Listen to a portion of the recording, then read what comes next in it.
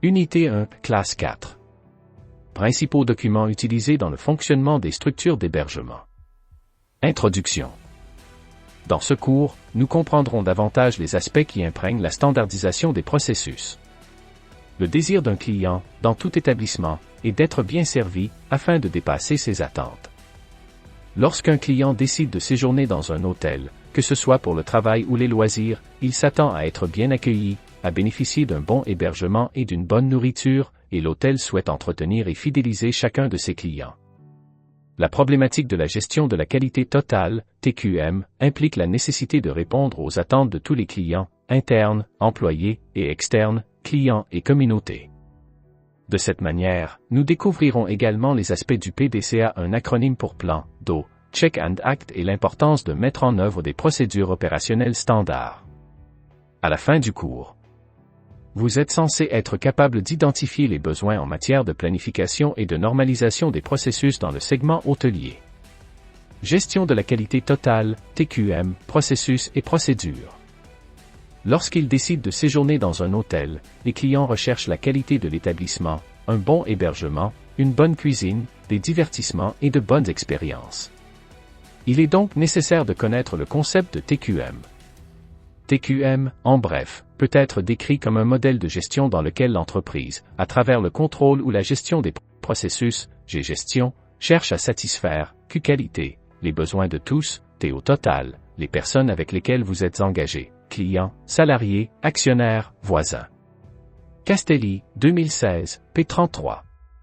Pour activer TQM, il est nécessaire de gérer tous les processus de l'entreprise. Lorsque les entreprises hôtelières s'adaptent à ce modèle de gestion, elles le font également pour garantir la satisfaction et la fidélisation de leurs clients.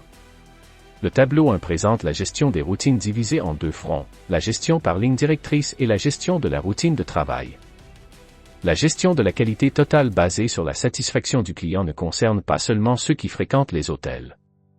Dans ce groupe, sont classés comme clients, les employés, les clients, les actionnaires et la communauté.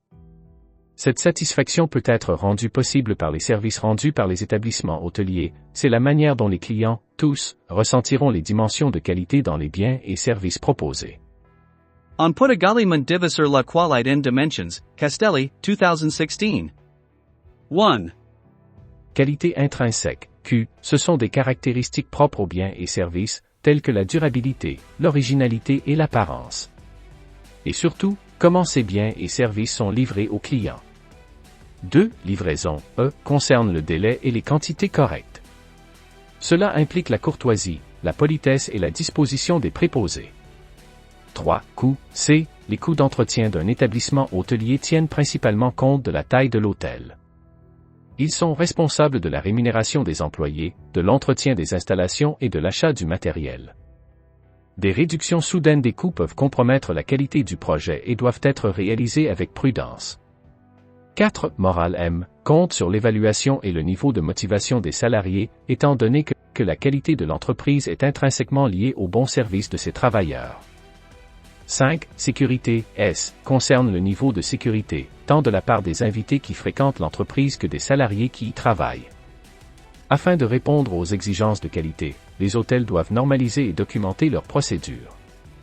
À cette fin, l'élaboration et l'application de procédures opérationnelles standards, SOP, sont nécessaires.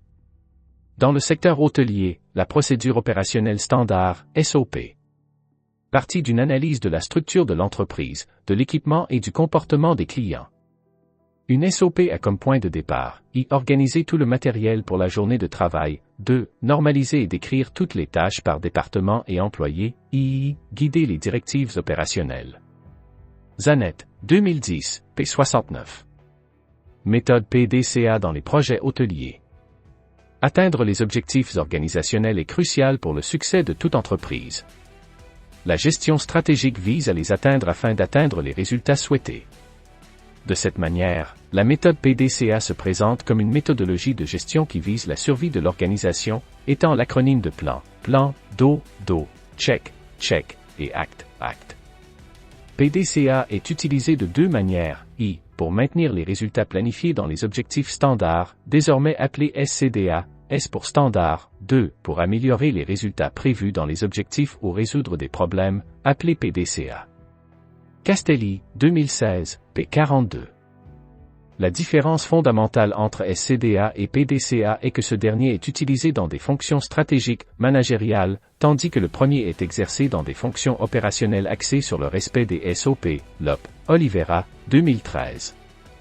De cette manière, la gestion des tâches hôtelières courantes, basée sur la mise en œuvre et le suivi correct de procédures opérationnelles standards, cherche à offrir aux clients des biens et des services fiables et de qualité. Leur fiabilité est intrinsèquement liée à l'excellence des processus, services, hospitalité, cordialité et enchantement.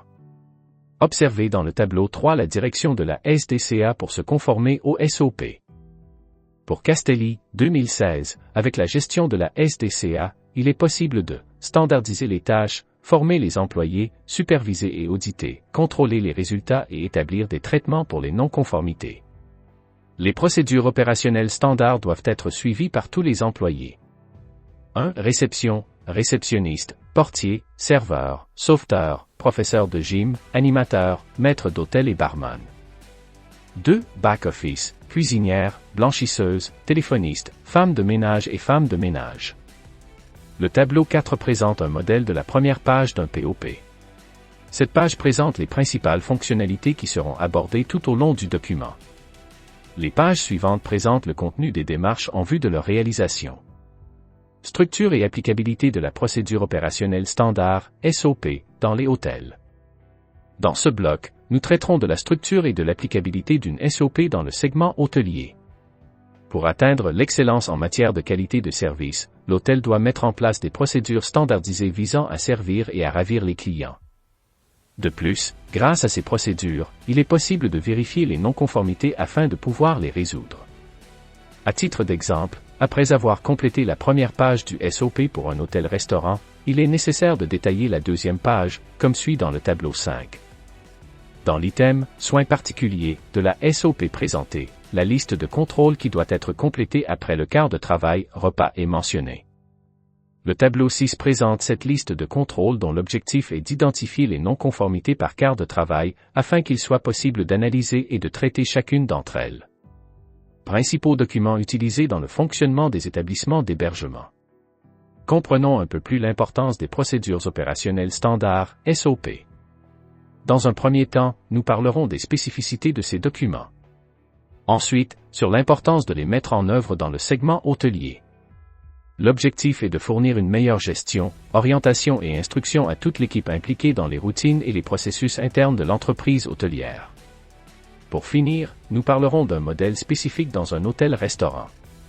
Savoir plus. Découvrons un peu plus ce que nous avons appris dans ce cours.